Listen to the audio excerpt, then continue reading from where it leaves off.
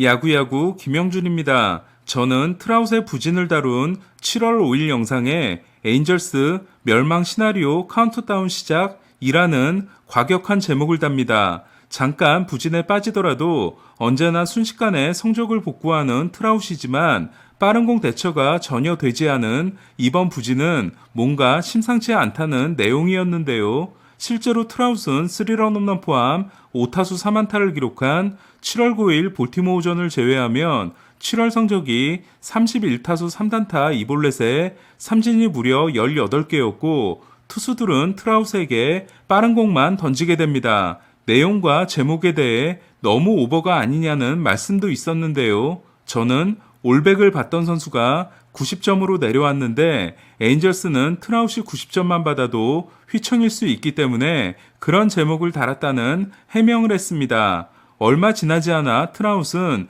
부진의 이유가 밝혀집니다. 등 부상이 지속되고 있다는 보도였습니다. 13일 경기 도중 교체된 트라우스는 상태가 심각한 게 아니기 때문에 며칠 쉬면 나아질 거란 말을 합니다.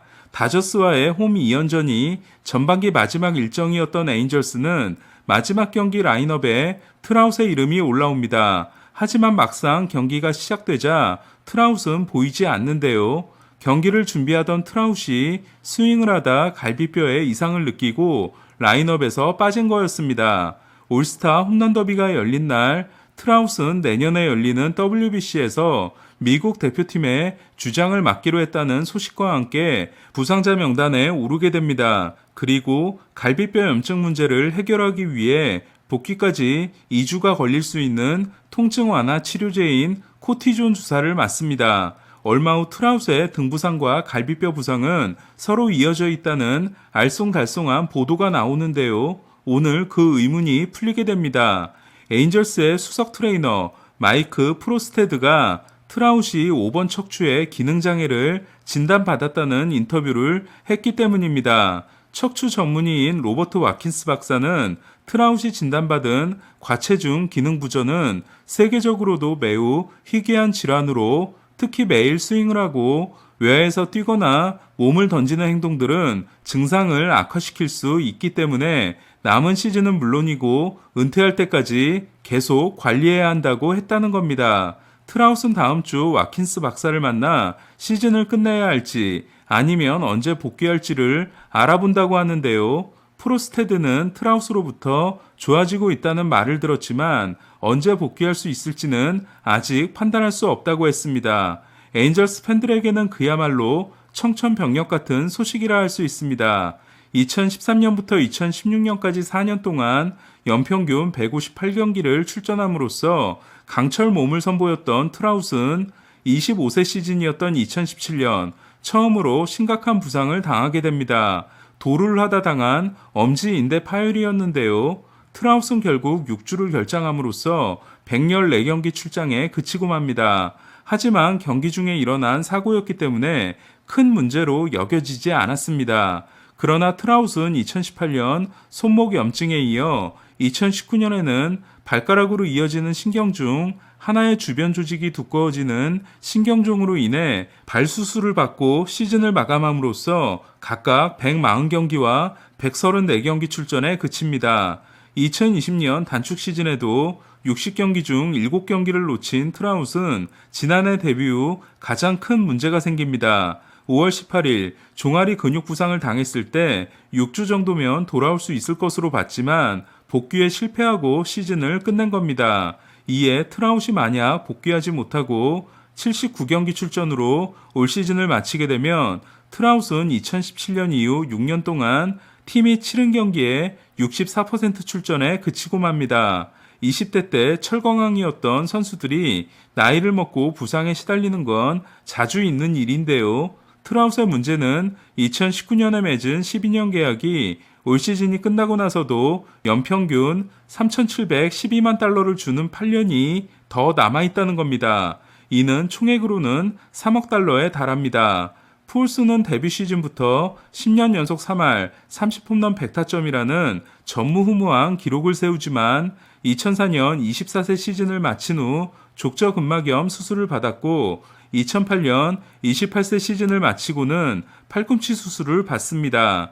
원래 의사는 토미존 수술을 권고했지만 기록 중단을 원하지 않았던 푸울스는 대신 신경 제거 수술을 받습니다. 이 중 푸울스에게 더 직접적인 영향을 미친 건 족저근막염이었는데요. 31세 시즌부터 하향세가 본격 시작된 푸울스는 시즌이 끝나고 족저근막염 수술을 받는 게 연례 행사가 됩니다. 푸울스와 비교하면 트라웃은 본격적인 성적 하락은 일어나지 않고 있지만 푸울스보다 더 많은 부상을 당하고 있는데요. 이는 푸울스가 일루수였던 반면 트라웃은 외야수, 그것도 중견수이기 때문입니다.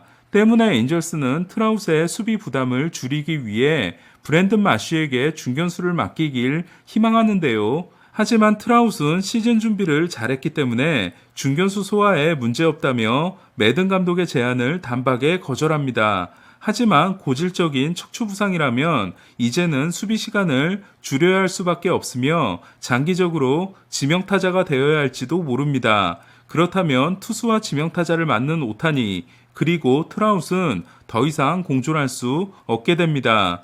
딱 한 가지 해결책은 오타니와 트라웃이 수비 포지션과 지명타자를 나눠 맡는 건데요. 그렇다면 오타니가 외야 수비를 해야 합니다. 따라서 트라웃의 이번 진단은 최근 오타니가 왜 경기 전 틈틈이 외야 수비 훈련을 하는지에 대한 의문을 풀어줬다고 할 수 있습니다. 트라웃은 2017년 27세 시즌까지 기록한 레퍼런스 승리 기여도가 통산 72.5로 68.9인 타이콕과 67.9인 미키 멘트를 제친 메이저리그 역대 1위에 해당됐는데요. 하지만 2020년 단축 시즌과 2시즌 연속 부상으로 인해 역대급 페이스에서 내려오게 됐습니다. 이에 만약 트라웃이 이대로 시즌을 마감하면 올해 30세 시즌까지 기록한 79.9는 85.0인 알렉스 로드리게스와 81.4인 푸울스보다도 낮은 역대 8위가 됩니다. 그리고 척추 부상이 고질병이 된다면 이 순위는 계속해서 내려올 가능성이 높습니다.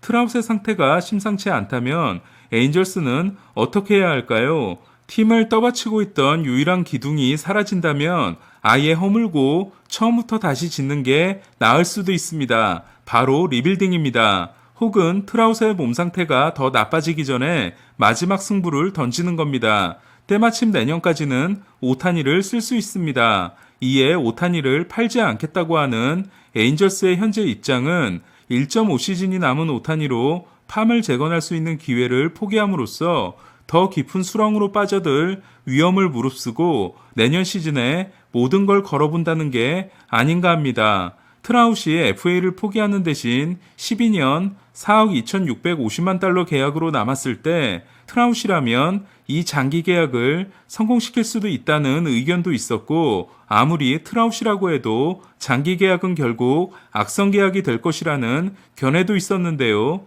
지금까지 트라웃과 엔젤스는 위험한 길을 향해 나아가고 있는 걸로 보입니다.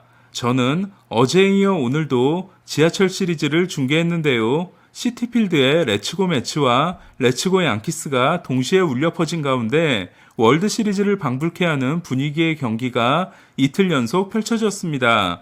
경기 초반의 주인공은 오늘이 38세 생일이었던 맥스 슈어저였는데요. 슈어저는 7이닝 6K 무실점 역투를 통해 생일에 등판한 4경기에서 통산 0.8이라는 평균 자책점을 기록하게 됩니다.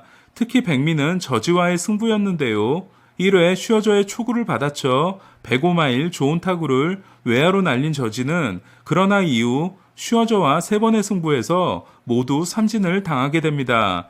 두 번째 대결에서 슈어저는 빠른 공을 하나도 쓰지 않고 슬라이더 4개와 체인지업 하나를 낮게 떨어뜨려 저지의 헛스윙을 이끌어냈고 세 번째 대결에서도 슬라이더를 던져 헛스윙 삼진을 만들어냅니다. 마지막 대결은 2대0으로 앞선 7회 초 2사 1, 2루에서 일어났는데요. 슬라이더 연속 3개로 원볼 투 스트라이크를 만든 슈어저는 96마일 패스트볼을 이나이 코스로 완벽하게 찔러 넣습니다. 저지는 이를 파울로 걷어냈지만 그리고 들어온 바깥쪽 슬라이더에 다시 한번 헛스윙을 하고 맙니다.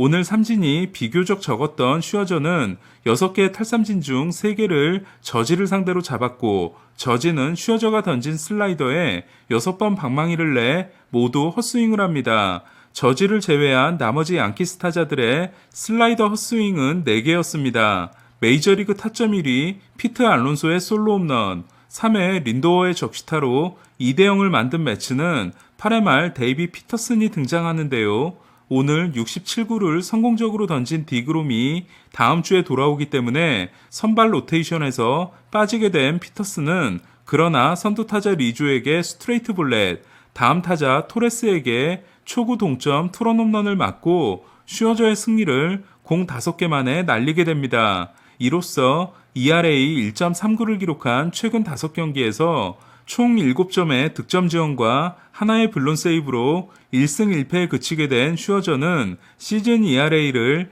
2.09로 낮춘 것에 만족해야 했습니다. 매치는 내일 디그롬이 통증을 호소하는 일이 일어나지 않으면 다음 주 화요일 워싱턴 1차전에 디그롬, 수요일 2차전에 슈어저가 등판할 전망입니다. 토레스의 홈런으로 극적인 동점을 만든 양키스는 클레이 홈즈가 올라와 8회 말을 해결했고 9회 말 완디 페랄타가 등장하는데요. 그러나 페랄타는 에스코바에게 선두타자 2루타, 마르테에게 끝내기 안타를 맞고 31살 생일에 패전투수가 됩니다. 2018년부터 2020년까지 지하철 시리즈에서 8승 8패 동률이었다가 지난해 4승 2패를 기록했던 매치는 올해도 홈이 2연전을 모두 승리했는데요. 나머지 2경기는 8월 말 양키 스타디움에서 열립니다. 한편 양키스는 캔자시티에서 외야수 앤드류 베닌텐디를 데려오는 것으로 이적 시장에 포문을 열었는데요. 팀 19위 유망주인 좌완 TJ 스키마, 21위 유망주인 우완 백 웨이, 32박 유망주인 우완 챈들러 챔플레인을 주기로 했습니다. 지난 토론토 원정에 빠졌던 베닌텐디는 백신을 맞기로 약속했다고 하는데요. 양키스와 경합한 팀은 토론토였다고 합니다. 보스턴의 넘버원 유망주 출신인 베닌텐디는 현재 조종 OPS 124를 기록하고 있고 지난해 좌익수 골드글러브를 차지했는데요. 전담 좌익수가 된 베닌텐디를 영입했기 때문에 중견수는 저지가 고정이지 않을까 합니다. 올 시즌을 마치면 FA가 되는 베닌텐디는 절묘하게도 내일 바로 양키스 유니폼을 입고 캔자시티를 상대하게 되며 8월 14일에는 핀스트라이프를 입고 페네이파크 경기에 등장하게 됩니다. 오늘 소식은 여기까지입니다. 내일은 더 많은 트레이드 이야기들을 들려드릴 수 있지 않을까 합니다. 야구야구 김영준이었습니다.